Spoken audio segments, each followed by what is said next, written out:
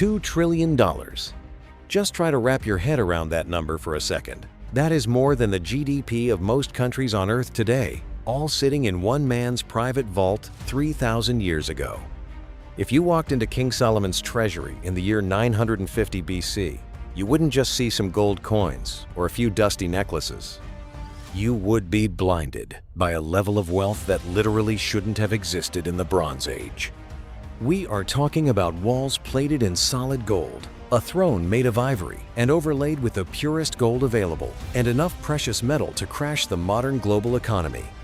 But here is the thing that keeps historians and treasure hunters awake at night. Where did it all go? When Solomon died, that gold didn't just vanish into the pockets of his heirs. It evaporated from the historical record. Every few years, someone claims they found the mines or the secret chamber, but they always come up empty-handed. Tonight, we aren't just looking for a lost stash of jewelry. We are digging into the greatest cold case in human history. We are going to calculate exactly what that hoard is worth in 2026 money. And more importantly, we are going to look at the evidence that Solomon wasn't just a wise king, but the head of a massive, high-tech mining operation that used technology we still don't fully understand to tap into a place called Ophir. If you think this is just a Sunday school story, you're about to realize that the reality is much more clinical, much more lucrative, and way more mysterious than anything in a movie.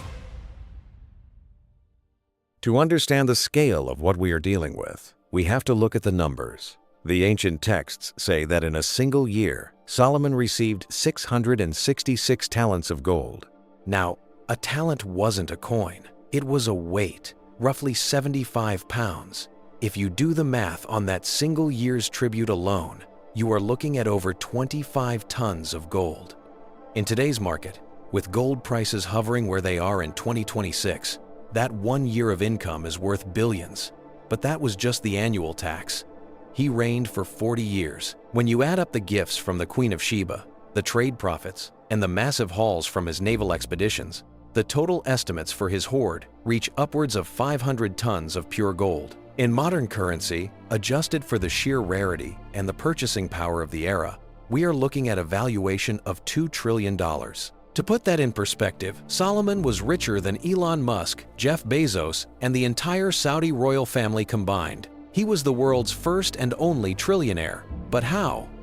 How does a tiny kingdom in the Levant, which didn't have its own massive gold mines, become the central bank of the ancient world? The answer lies in a place called Ophir. This is the X on the treasure map that has frustrated every explorer from the conquistadors to modern satellite archaeologists.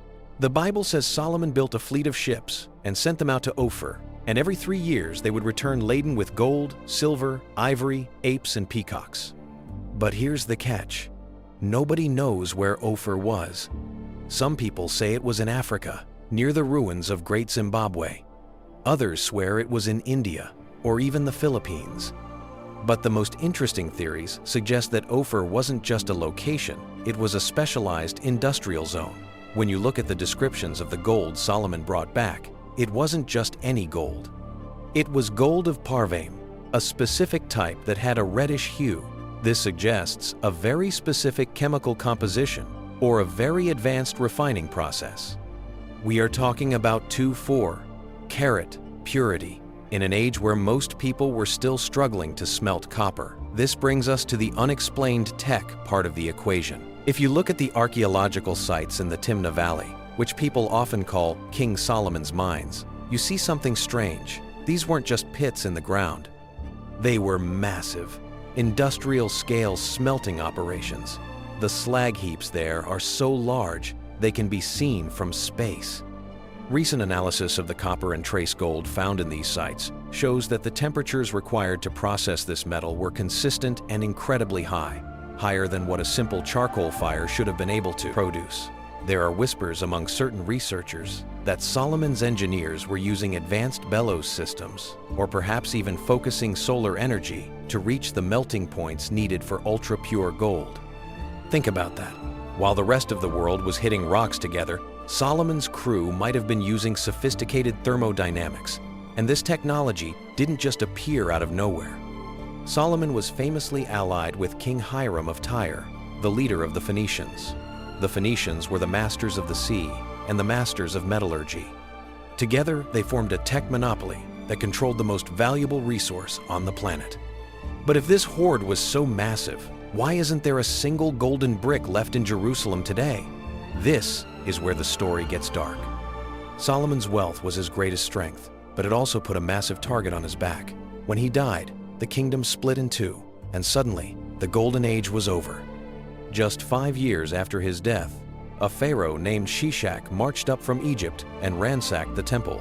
The records say he took everything, but did he? If you look at Egyptian records from that time, Shishak claims he took a lot of loot, but he doesn't mention a $2 trillion haul. If he had captured the full hoard of Solomon, Egypt would have become the undisputed superpower of the world for the next 1,000 years. Instead, Shishak's victory seemed almost superficial. This leads to a fascinating possibility. Did Solomon's priests hide the gold before the Egyptians arrived? There is a concept in ancient engineering called acoustic levitation, or sand-sealed vaults. It sounds like science fiction, but we see evidence of hidden chambers in pyramids and ancient temples all over the Middle East that were designed to be undetectable. Some believe the gold was moved into a massive underground labyrinth beneath the Temple Mount. If you go to Jerusalem today, you can see the Western Wall, but what's underneath is a honeycomb of tunnels, many of which are still off-limits to archaeologists. Radar scans have shown anomalies, hollow spaces deep in the bedrock that don't match any known maps. Is it possible that the $2 trillion hoard is sitting right under the feet of millions of tourists, protected by thousands of tons of stone and 3,000 years of silence? But let's look at another angle. What if the gold never stayed in Jerusalem? What if Ophir wasn't just a place where they got the gold, but also where they stored it? There is a wild theory that Solomon, being the wisest man on earth, knew that his kingdom wouldn't last. He saw the geopolitical tides shifting. He knew Egypt, Assyria, and Babylon were all looking at his gold with hungry eyes. Some researchers suggest he channeled his wealth back into his maritime networks. There are strange ruins in the deep jungles of Africa and the mountains of South Arabia that feature masonry styles identical to the Temple of Solomon. These are dead cities that seem to have been built for the sole purpose of guarding something valuable. If you were the richest man in history and you wanted to ensure your legacy survived, would you leave your gold in a city that had been besieged dozens of times? Or would you send it across the ocean to a fortress no one could find? The mystery deepens when you look at the peacocks and apes mentioned in the trade manifests. Those aren't native to the Middle East. They suggest a trade route that extended all the way to Southeast Asia.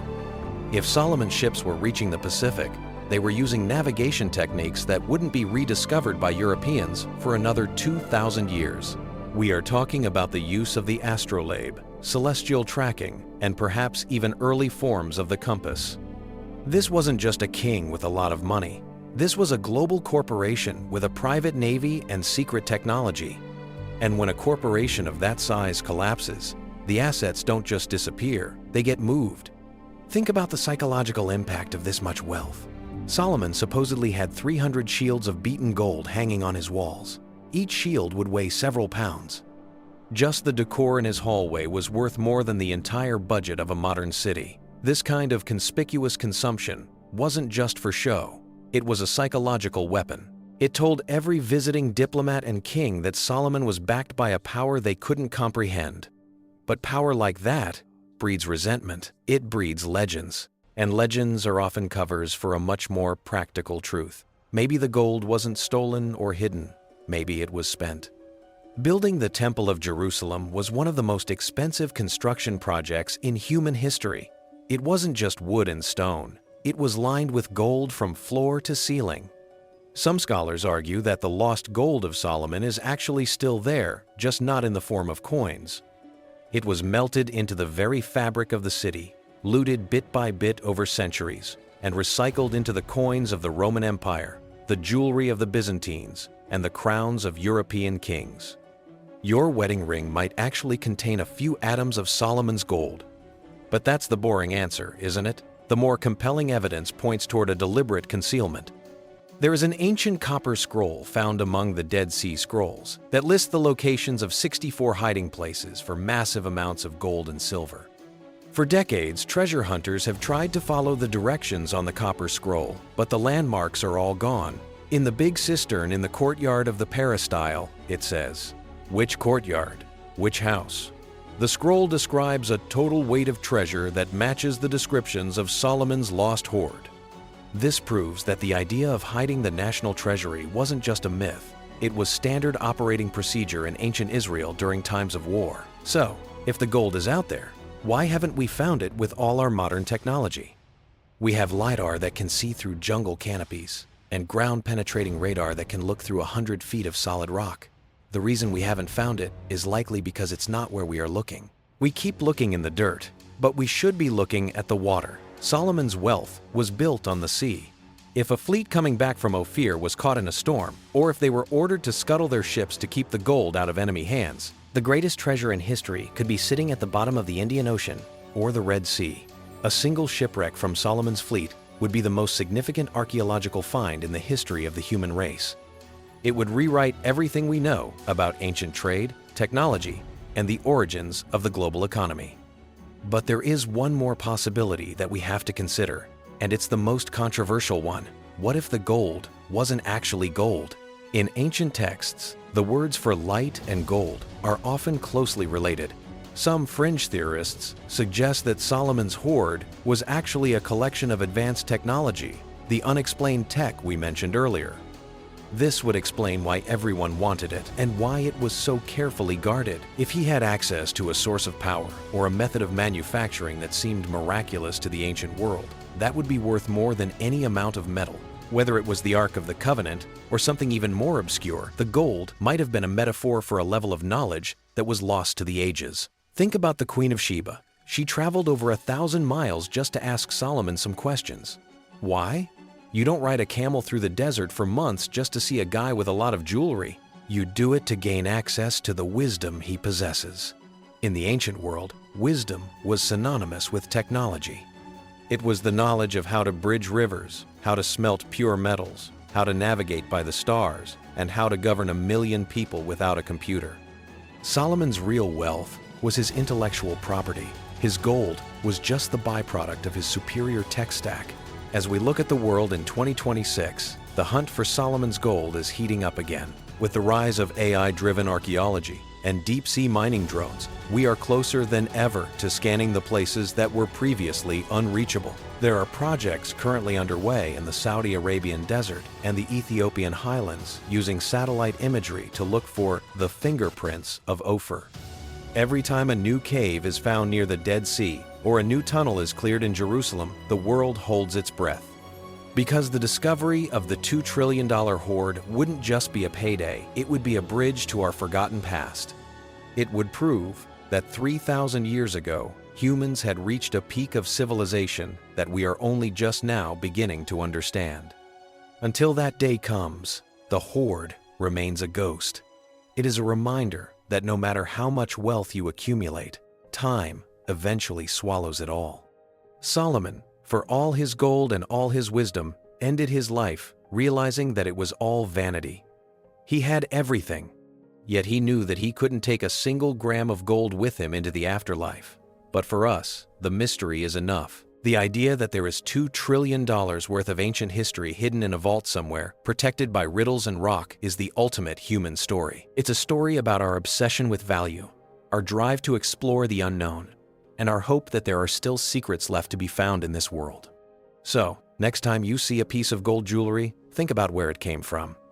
Think about the massive industrial mines in the desert, the Phoenician ships braving the open ocean, and the king who sat on a throne of ivory and gold, watching his empire stretch toward the horizon. The gold might be lost, but the legend of Solomon's hoard is still the most valuable thing he left behind. It keeps us looking, it keeps us dreaming.